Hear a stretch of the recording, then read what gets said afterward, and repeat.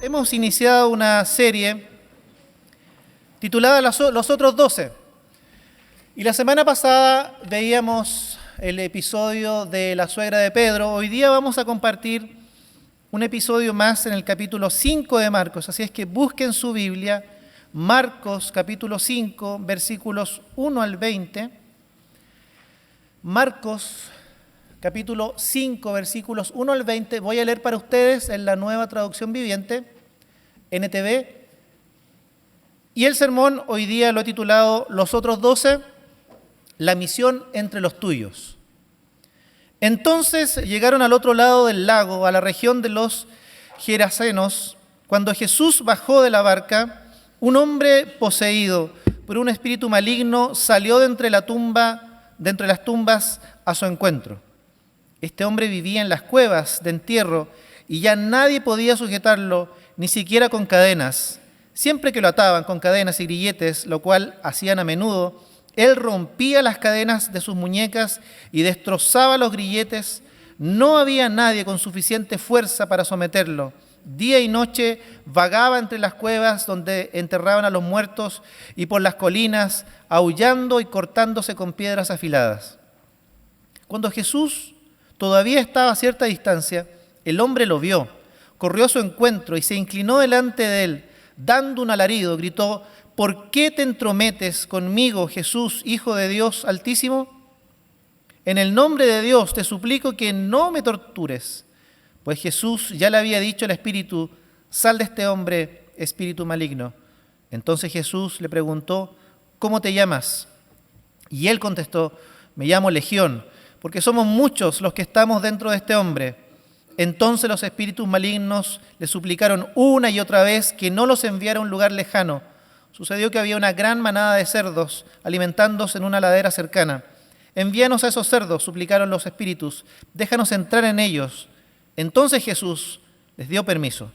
Los espíritus malignos salieron del hombre y entraron en los cerdos, y toda la manada de unos 2,000 cerdos se lanzó al lago por el precipicio y se ahogó en el agua. Los hombres que cuidaban los cerdos huyeron a la ciudad cercana y sus alrededores, difundiendo la noticia mientras corrían. La gente salió corriendo para ver lo que había pasado. Pronto una multitud se juntó alrededor de Jesús y todos vieron al hombre que había estado poseído por la legión de demonios. Se encontraba sentado allí, completamente vestido y en su sano juicio, y todos tuvieron miedo. Entonces los que habían visto lo sucedido le contaron a los otros lo que había ocurrido con el hombre poseído por los demonios y con los cerdos, y la multitud comenzó a rogarle a Jesús que se fuera y los dejara en paz. Mientras Jesús entraba en la barca, el hombre que había estado poseído por los demonios le suplicaba que le permitiera acompañarlo, pero Jesús le dijo: no, vete a tu casa y a tu familia y diles todo lo que el Señor ha hecho por ti y lo misericordioso que ha sido contigo. Así que el hombre salió a visitar las 10 ciudades de esa región y comenzó a proclamar las grandes cosas que Jesús había hecho por él, y todos quedaban asombrados de lo que él decía. El versículo 1 y hasta el versículo 5 va a hablar acerca de este hombre poseído por una legión de demonios y va a describir la condición de vida en la que este hombre vivía. Es un hombre sin nombre, solamente se dice que él es un hombre poseído. Describe la situación que está viviendo en el lado oriental, suroriental, al otro lado del Jordán, hacia el sur del mar de Galilea, en una zona conocida como una zona pagana, gentil, donde el helenismo, la cultura greco-romana había florecido. De hecho, este grupo de 10 ciudades se llamaba Decápolis. Este hombre, dice el pasaje, era conocido y se describe la condición en la que vivía, una condición infrahumana, una miseria total y absoluta. Estaba atormentado por espíritus, dice el pasaje además, que nadie podía contenerlo. Había gente que, tratando de que este hombre no viviera en esa condición, trataban de sujetarlo, lo encadenaban, pero él rompía las cadenas y no había nadie con la suficiente fuerza para contenerlo, para impedir que viviera ese tipo de vida. ¿Cómo vivía él? Dice el pasaje que vivía en las cuevas hechas donde se enterraban a los muertos, vagaba entre las tumbas, aullaba, dice esta versión, se cortaba con piedras afiladas. Y el versículo 6 en adelante nos muestra que en esa vida que este hombre llevaba, en esa zona pagana, gentil, hace su aparición Jesús y los discípulos. Jesús entra en la escena, llegando a esta tierra pagana. El momento probablemente no había sido anunciado, simplemente Jesús aparece en la escena y ocurre el milagro. Este hombre se postra delante de él, los espíritus le piden que no los atormente y finalmente que les permita entrar en esta manada o piara de cerdos que describe el pasaje, luego se precipitan al mar muriendo. Fíjese qué interesante que esta gente, estos que cuidaban estos cerdos y que probablemente no eran los dueños, van corriendo a las ciudades donde ellos viven y no cuentan, para ellos lo importante no es lo que Jesús ha hecho con este hombre.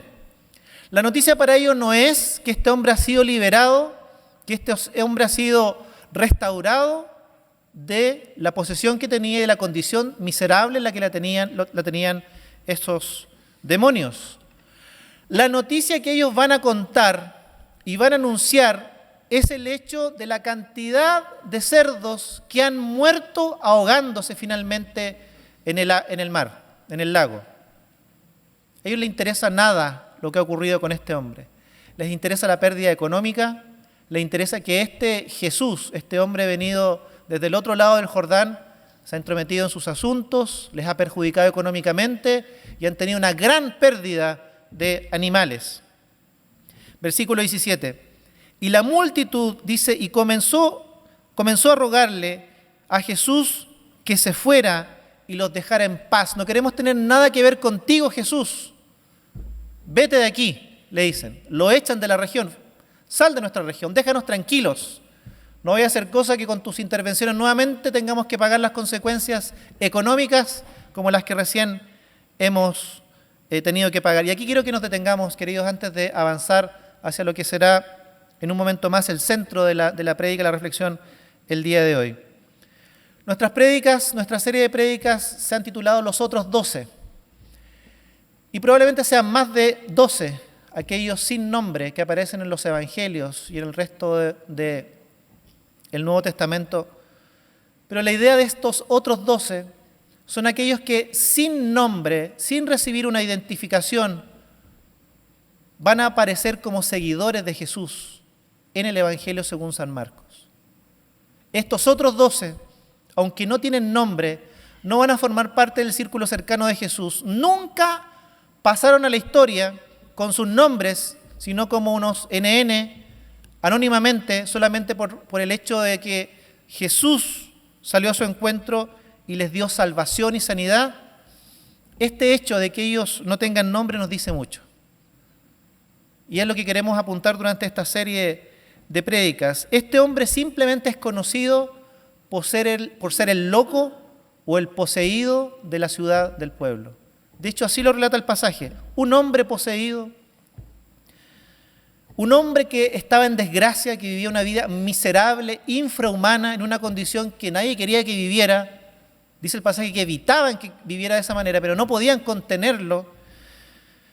Pero luego sería conocido por aquel, dice el pasaje, que había sido liberado de los demonios. Este hombre, cuando tiene un encuentro con Jesús, Jesús lo libera de esta posesión, de esta condición en la que estaba. No solamente es liberado, restaurado, dice el pasaje, lo describe en esos términos, sino que además Jesús lo reintegra a la sociedad. Jesús lo reintegra a la vida de la comunidad a la que pertenecía. Esa que lo miraba como un loco, como alguien fuera de sí, como un endemoniado, ahora lo vería como una persona en su sano juicio, nuevamente vestido, totalmente habilitado para nuevamente integrarse en la sociedad y ser parte de aquella sociedad que en algún momento de la vida él había tenido que dejar por la condición en la que había caído. Ahora él puede volver a los suyos, a su madre, a su padre, no sabemos, tal vez tenía esposa o hijos, el pasaje no lo dice. pero podía volver a su familia, podía volver a tener una vida. Jesús le estaba dando la posibilidad de tener una vida nuevamente, de recuperar lo que había perdido, de comenzar a vivir todo aquello que había estado imposibilitado de vivir producto de la condición en la que vivía, poseído por estos demonios. Dios le estaba abriendo a través de Jesús una puerta maravillosa para rehacer su vida, para reconstruir toda su vida, recuperar a los suyos, a su familia. Dejar el pasado de alguna manera atrás, dejar la etiqueta del loco, del endemoniado, del que está fuera de sí, del poseso en el pasado y comenzar nuevamente como alguien completamente sano, restaurado y liberado por el Señor. Eso es lo que el Señor le está dando a este endemoniado. Pero ¿saben? Él ha experimentado una misericordia de Dios tan grande que este hombre está tremendamente agradecido de lo que Jesús ha hecho en su vida y ahora quiere seguirle. Este hombre no está pensando en volver a los suyos. Este hombre quiere seguir ahora a Jesús, a aquel que le había devuelto la vida, la posibilidad de ser parte de una sociedad, a aquel que le había dado la posibilidad nuevamente de vivir, digamos, humanamente, no en la condición en la que estaba. Todo lo que desea ahora es seguir a aquel de quien recibió misericordia, compasión, amor y restauración. ¿Y quién no lo haría, cierto? Él quiere ser parte de ese grupo. Él quiere seguir ahora a Jesús y sus enseñanzas. Quiere seguir a Jesús de manera itinerante y ver los milagros y ser parte de ellos, ser parte del anuncio de este evangelio, ser parte de esta misericordia que se ha manifestado a través del Hijo que ha venido a este mundo. No quiere volver a casa. Él quiere subirse a la barca, dice el pasaje, e irse con Jesús. Eso es lo que quiere. El pasaje, el versículo 18 lo dice: mientras Jesús entraba en la barca, recordemos que lo han echado. Vete de aquí. Déjanos en paz, sal de nuestra región, vete, ándate. Jesús da pie atrás, se sube nuevamente a la barca con sus discípulos para volver por donde llegó. Y mientras Jesús entraba en la barca, el hombre que había estado poseído por los demonios le suplicaba que le permitiera acompañarlo. Le suplicaba poder ir con él, poder comer con él, escucharlo nuevamente, pasar tiempo con él, conocer más de él, de Jesús. Le suplicaba que le permitiera acompañarlo. Y esta a mí me dice mucho la palabra acompañarlo, para hacer una diferencia con lo que va a ser el centro del mensaje hoy día. Pero Jesús dijo no. No. Vete a tu casa y a tu familia y diles todo lo que el Señor ha hecho por ti y lo misericordioso que ha sido contigo. Así que el hombre salió a visitar las 10 ciudades de Decápolis, de esa región, y comenzó a proclamar las grandes cosas que Jesús había hecho por él, y todos quedaban asombrados de lo que él les decía. Sorprendentemente Jesús le dice: no, no me vas a acompañar. Yo me puedo imaginar la decepción en la cara de este hombre, luego de tener una profunda alegría, gozo indescriptible, desesperado, diciéndole con mucha alegría que lo quería acompañar, y recibe Jesús un no. No puede imaginarse la cara de decepción de este hombre frente a la negativa de Jesús. ¿Habré escuchado bien? Me dijo que no, luego de tanta compasión y tanta misericordia. Y es que Jesús tiene otros planes para este hombre. O probablemente tiene los mismos planes que tiene con los 12, pero este los va a vivir de manera distinta y los va a llevar adelante de manera distinta.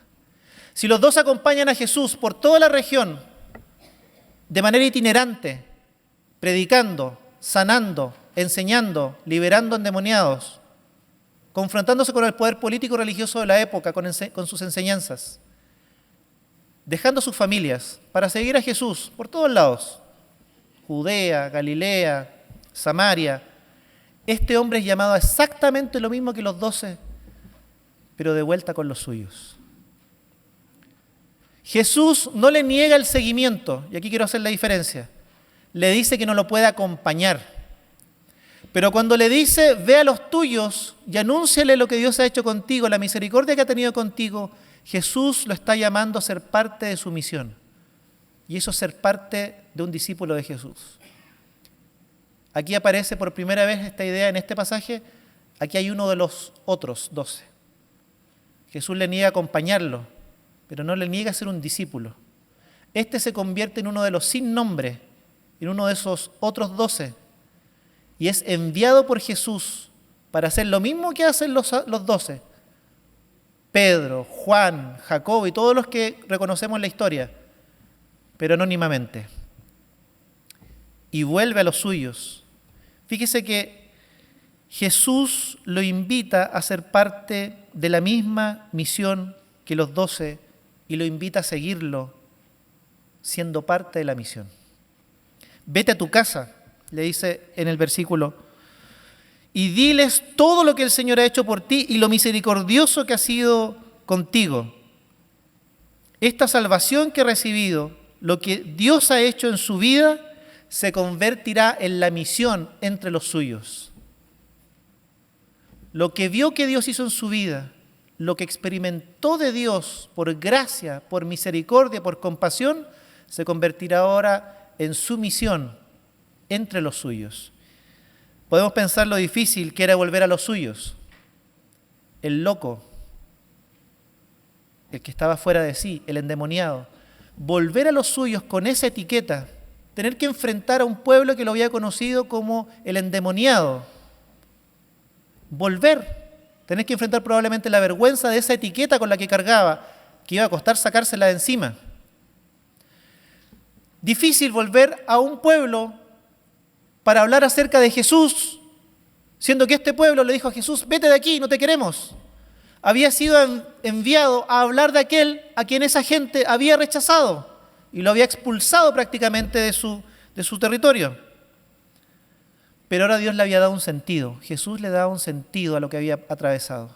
Su experiencia dolorosa, su experiencia de sufrimiento, que había sido cambiada por Jesús, por este toque misericordioso y compasivo del poder de Dios, ahora se convertía en su propio anuncio de que Dios había obrado en él. Queridos, ¿qué ha hecho Dios en tu vida? ¿Cómo Él ha manifestado su misericordia? Que puede volverse también en el anuncio a aquellos que son los tuyos. Ahora Él vive aquella experiencia no como una cuestión individual con Dios, una experiencia que guarda para sí, gozoso, alegre, que se encontró con la misericordia de Dios. Ahora Él está llamado a ser parte de la misión. Note que seguir a Jesús, físicamente acompañarlo, le es negado, pero se le invita a seguirlo y ser parte de la misión. El sanado se convierte, queridos, en el primer enviado al mundo gentil. Siempre nosotros decimos cuando leemos los hechos o las cartas de Pablo, reconocemos que Pedro fue el primero enviado a los gentiles, que Pablo fue el gran misionero a los gentiles, el primero en abrir camino.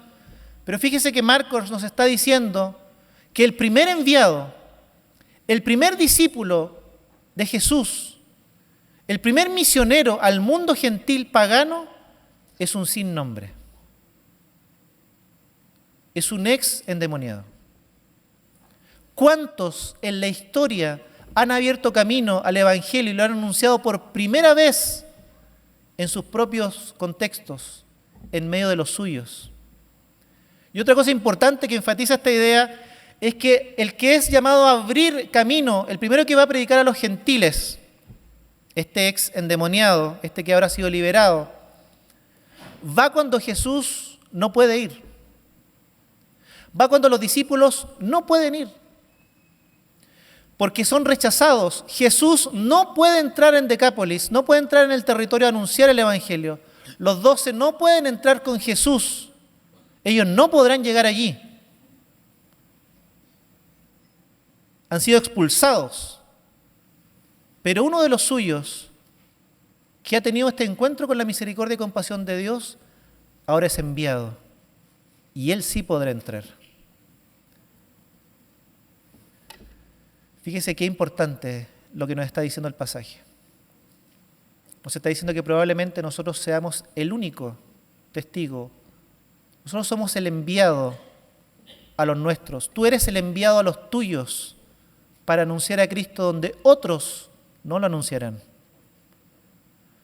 Probablemente los pastores, los líderes, el hermano que está sentado al lado tuyo hoy día nunca llegará a los tuyos, a tu familia, a tu círculo de amigos, a tus colegas de trabajo, a tus compañeros de estudio, de universidad, de colegio, porque tú eres el que ha sido enviado a ese contexto, no otros.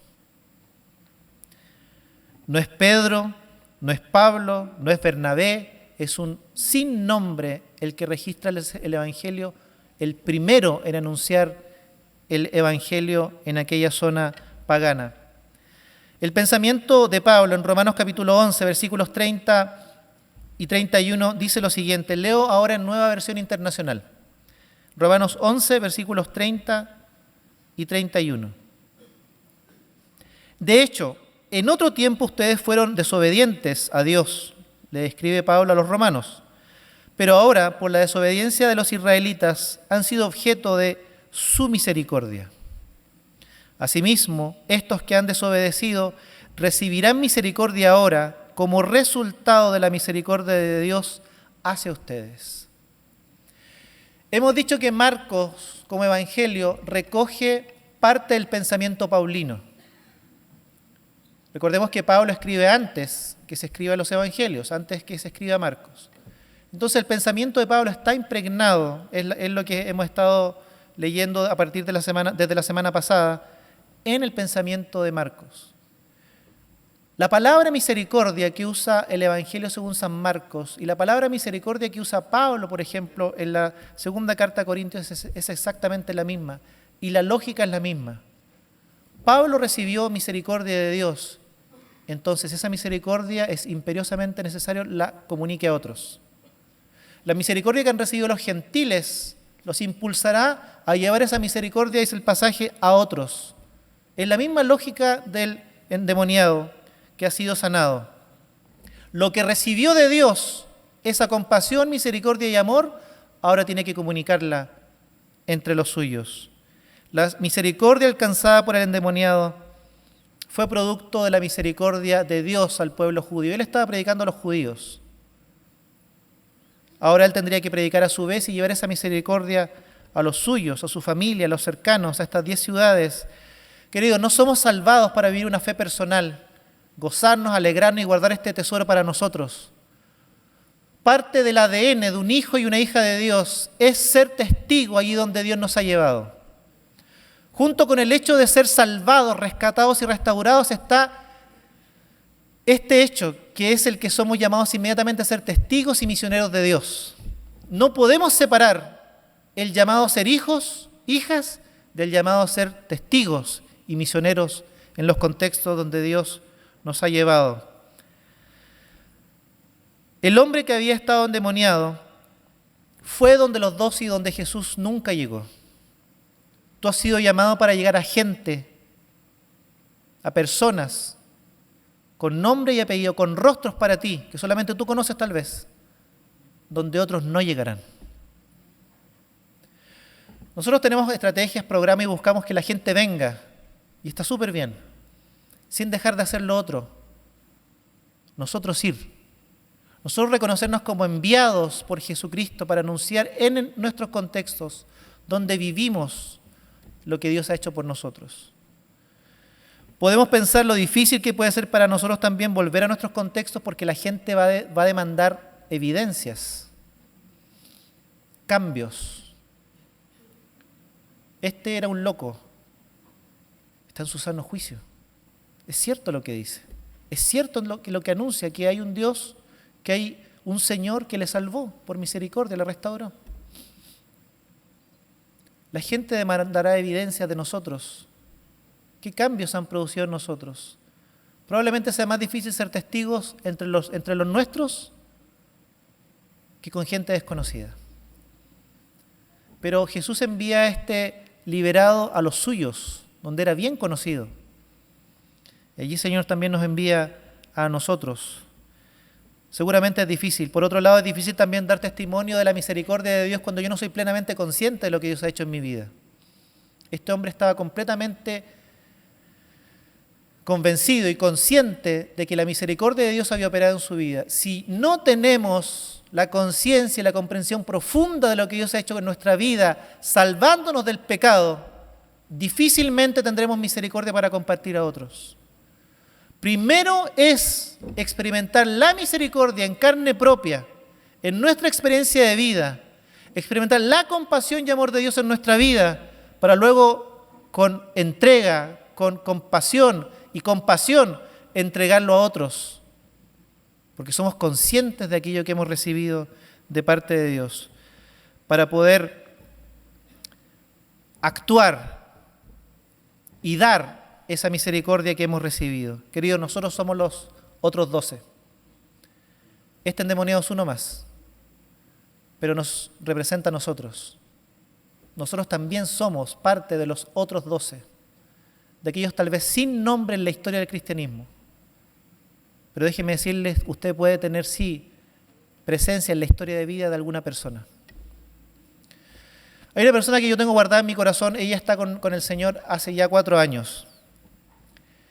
Ella fue una fiel aliancista. No aparece en los libros de historia de la alianza, probablemente no va a aparecer en ninguna reseña ni memoria cuando cumplamos 200 años de vida como alianza. No tiene un nombre en la historia de la alianza registrado, pero su nombre está guardado aquí. Porque ella, siendo mi maestra de escuela dominical, me compartió por años acerca de Jesús y de este mensaje de misericordia, compasión y amor. Tal vez nosotros seamos los NN, los sin nombre para el resto de la gente, pero probablemente sí lleguemos a tener un nombre o a ser recordados en la historia, en el corazón de alguna persona, porque le anunciamos a Cristo y el mensaje de misericordia y de compasión.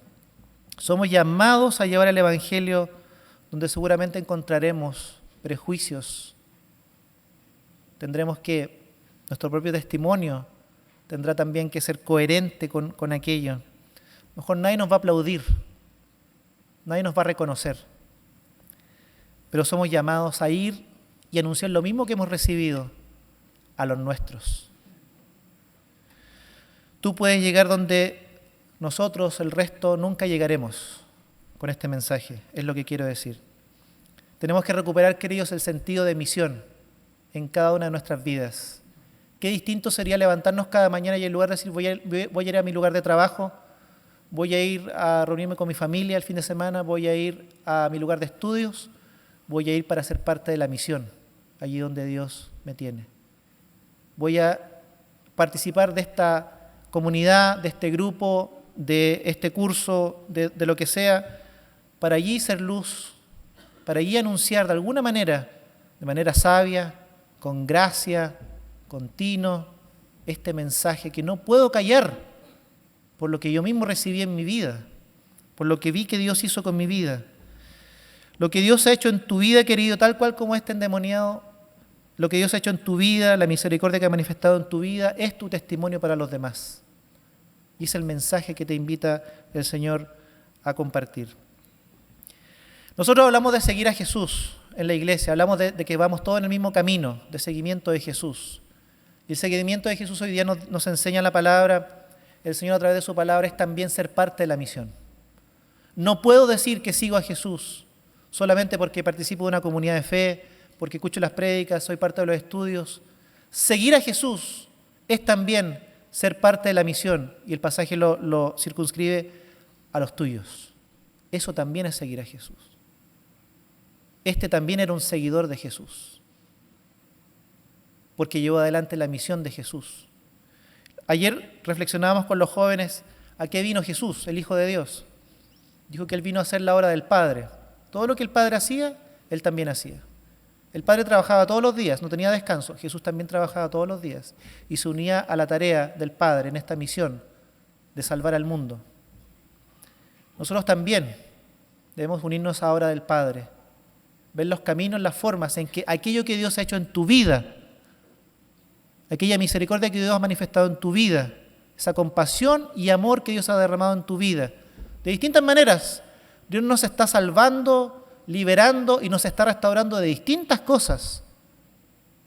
Eso mismo, mientras somos restaurados todavía, mientras todavía somos sanados, liberados, puede convertirse en el mensaje de esperanza, misericordia y compasión a la vida de aquellos que aún no conocen a Jesús. Probablemente, con esto termino, Dios no va a levantar a un nuevo Billy Graham, a un nuevo Luis Palau, o probablemente sí, no sé. Lo seguro es que la estrategia más sencilla de Jesús para anunciar el mensaje en este mundo son sus discípulos. Eres tú, soy yo, en nuestros contextos, en nuestros lugares, donde la gente nos conoce, donde nosotros conocemos a la gente. Queridos, ¿seremos obedientes al Señor como este hombre? Reconoceremos que ser discípulos no solamente es ser parte de una comunidad de fe, colocar nuestros dones al servicio, nuestros recursos, ser parte de las actividades de edificación de la iglesia, colocar nuestros dones en ejercicio dentro de la comunidad de iglesia. Reconoceremos que ser obedientes al Señor y ser parte de su comunidad de discípulos es también seguir a Jesús en la vida cotidiana para ser parte de su misión. Este hombre lo entendió así. Y así debe ser, queridos. Debemos procurar entender, buscar más de esto que Dios nos está mostrando en su palabra para convertirnos en aquellos agentes de la misión en los contextos donde estamos. Debe ser así.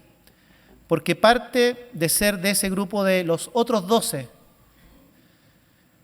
de ser parte de los seguidores de Jesús, de Cristo, es tomar nuestro lugar en la misión entre los tuyos.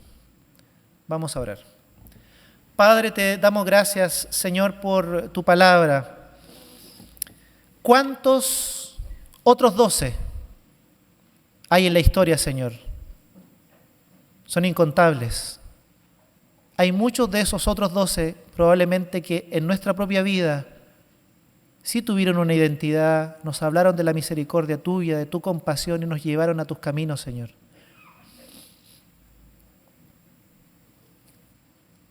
Fueron valientes al comunicar el Evangelio en medio de los suyos. Señor, hoy día queremos pedirte que a través de tu palabra y de tu Espíritu, Señor, nos des una profunda convicción de que ser parte de tu comunidad de discípulos, ser parte de los seguidores de Jesucristo, tu Hijo, significa seguirte en la misión, en la vida cotidiana. Más allá de la estructura de la iglesia, más allá de las actividades de iglesia, entre los nuestros, vivir y llevar la misión, comunicar la misericordia, compasión, amor que tú has tenido con nosotros, Señor. Señor, que al salir de este templo sigamos pensando, meditando, reflexionando en esto, Señor, y decidamos unirnos a tu misión en la vida cotidiana, Señor. Tal vez no pasaremos a la historia nuestro nombre, pero sí podemos marcar la diferencia en la historia de alguna persona, algún colega, algún compañero, algún familiar, algún cercano, allí donde otros no llegarán y nos has enviado solamente a nosotros para ser testigos tuyos, para anunciar tu misericordia. Ayúdanos con tu Espíritu Santo, danos la fuerza, danos la sabiduría, danos la gracia. Señor, llénanos de tu Espíritu, Señor, para cumplir esta parte de la vida cristiana que es la misión, ser parte de la misión entre los nuestros, Señor. Para que conozcan tu nombre, para que también te glorifiquen y reconozcan que solamente en ti y en el nombre de Jesús hay salvación. Gracias por hacernos parte, Padre, y por enseñarnos en esta tarde, en este día. En el nombre de Jesús. Amén.